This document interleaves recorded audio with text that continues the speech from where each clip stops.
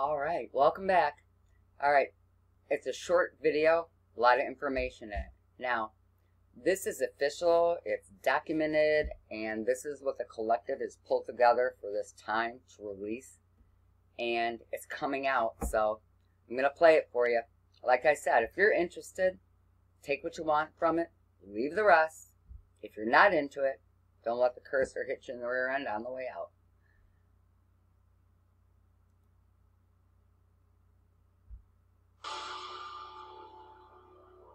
Begin transmission.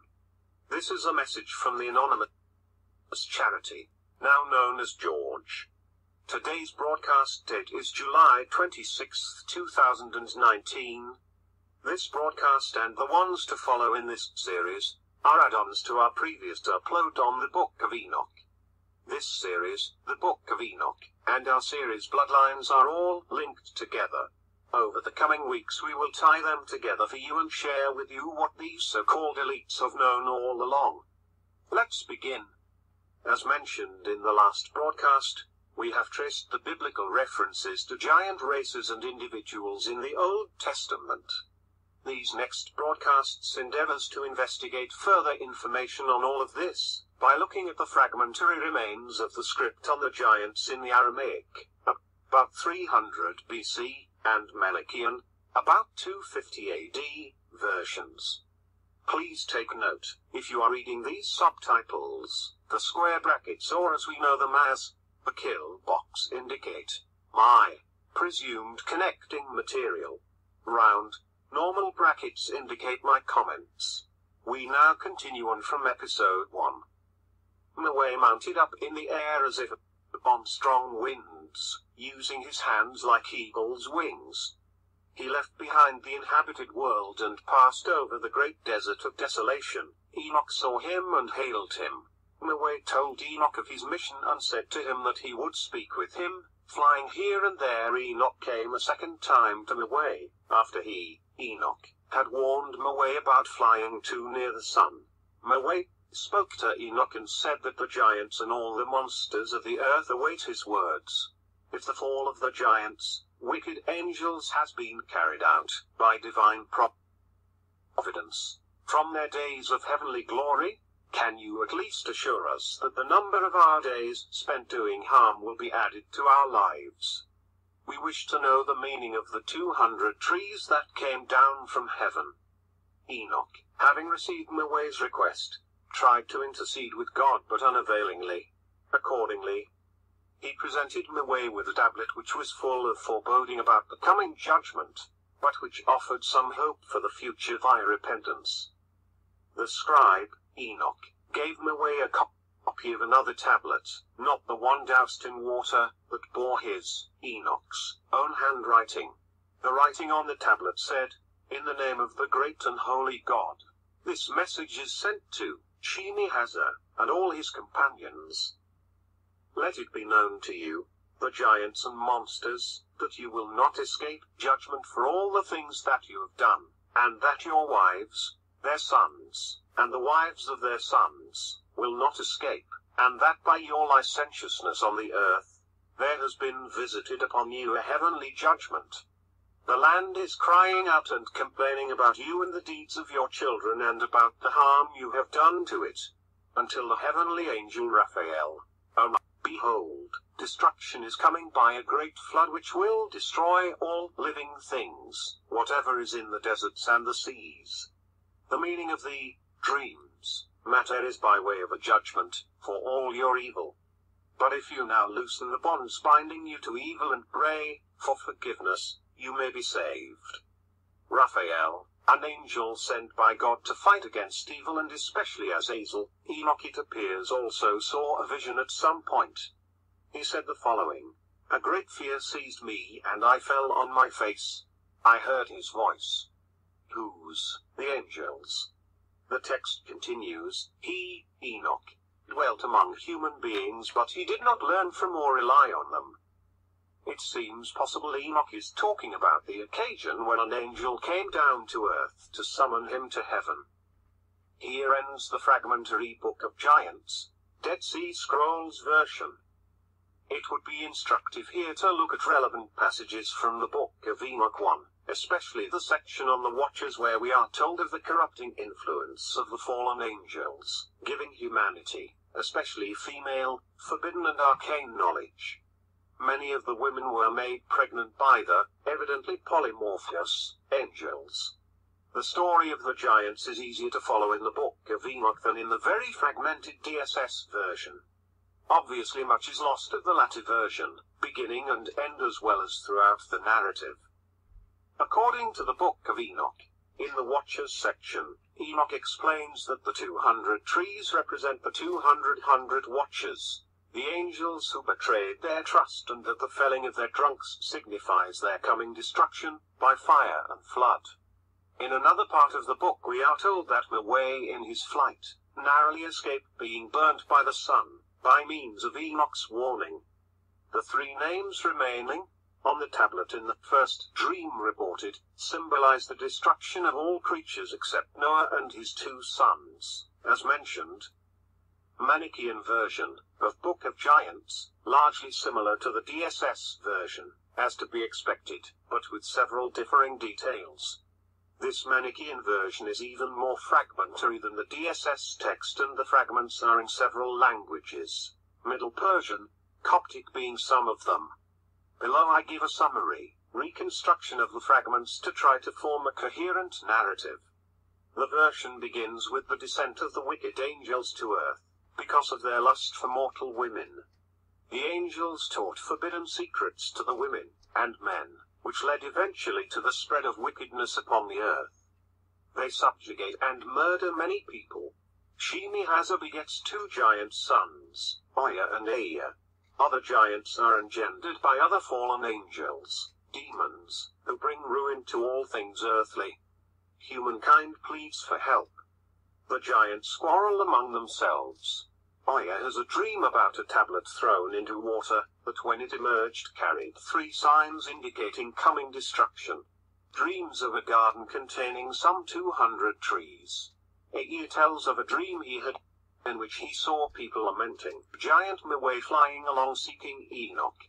Hears his voice warning him not to fly too close to the sun. He is guided by Enoch, who interprets the dreams, which suggest impending doom for the giants. Enoch's reply, in his own hand, is brought to the giants, which is a message of foreboding, seeming to predict a time of flood.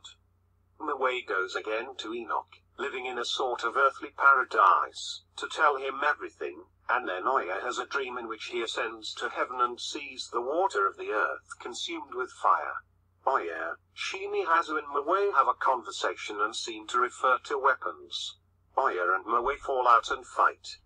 The giants are glad to see Enoch, either visually or by the tablet, and promise to reform, asking for mercy. Enoch, however, warns the giants, monsters, they will face damnation despite their belief they would never lose their power. The angels descend from heaven and terrify the demons who take human form. The angels lead the children of the giants away to nearby towns. The 200 demons fight an intense battle with the four angels. Oya and Ea intend to keep their promise to do battle. The four archangels bind the Watchers with chains and destroy their children. It seems prisons had been prepared for them long ago. Oya, the monster Leviathan, and the angel Raphael took part in a great battle, and then vanished. We will continue this on the 29th July at 17:45 Pacific. Join us then. This has been a message from the anonymous charity, now known as George. Today's broadcast date is July 26, 2019. End of transmission.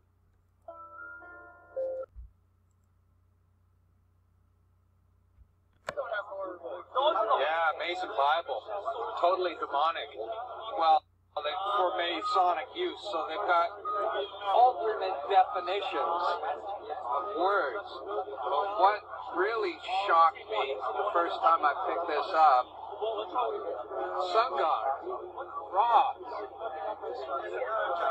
Amen, the Father of God, the Creator, published in the Freemason Bible. which is, near as I can tell, it's a King James version. People like Jordan Maxwell and the woman who made Ring of Power, they try and mix up language and they say, oh, well, when you say Amen at the end of a prayer, you're really, this is who you're saying your prayer to, Amen Ra. Well, that's a lie. No, Amen is Hebrew for so be it, or it is so. So be it, or something. I think it's so be it. It's Hebrew. Talk to anyone who's Hebrew and say, what does Amen mean? And they'll say, well, it is so. And that's the truth. That's why we say Amen at the end of a prayer, because it's Hebrew for so be it. I think it's so be it. But these liars are trying to convince everyone that you're praying to Amen Ra, the sun god. That's the mystery religions. They mix in all these lies and pagan sun worshipping, trying to corrupt and pervert everything. So the Christian halo comes from these. Yeah, I know, yeah. The halo never appeared. Never in the Bible says anything about it like that. Until the 4th century, yeah. And so we've got all this Babylonian crap mixed in here. And there's an obelisk. Well, that was Osiris's penis. That's Worship for fertility. phallic worship, yeah. Yeah, and the Washington Monument, it's an Egyptian obelisk. There's one in the middle of St. Peter's Square in the Vatican. There's another one in the middle of the city of London. These Egyptian obelisks, what are they doing all over the planet? The Oval Office is actually a female demonstration. Yeah. The steeple is actually going penetrating it. If you Well, look at it yeah, from a certain angle, it's a steeple penetrating the Oval Office, which is a female. You just need to watch Christian J. Pinto's are about the history and blah, blah, blah. But then you flip to the back, and there's all this Egyptian, Babylonian account of the building of the walls and temples of Babylon. I think it's interesting that Saddam Hussein actually believed that he was Nebuchadnezzar. He thought he was a reincarnation of Nebuchadnezzar. There's even a statue in Iraq that says that. See how he's bigger than all the others? Because he's the god, and they're the people who are worshipping the giant Nephilim gods back in the day. These are given to initiated when they're reborn. Okay.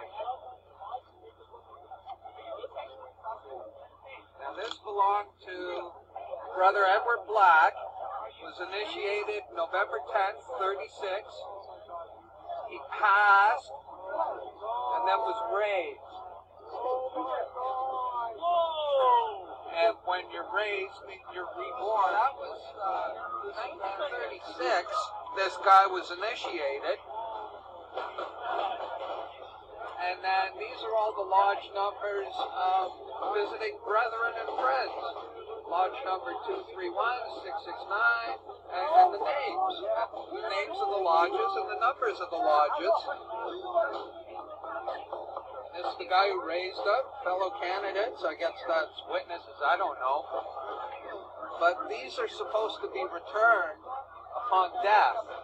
And I guess what happened was that this guy passed away, and whoever was handling his estate just dropped off a bunch of books at the used bookstore, not realizing that this was contained within and the significance of it.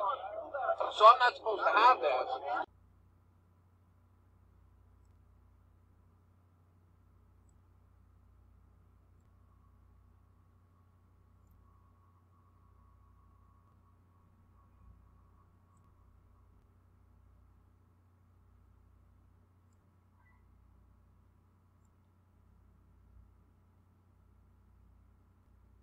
The world's getting to be a scary place.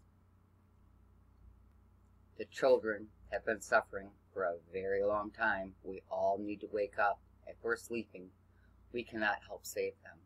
God bless everyone. Open your eyes and share.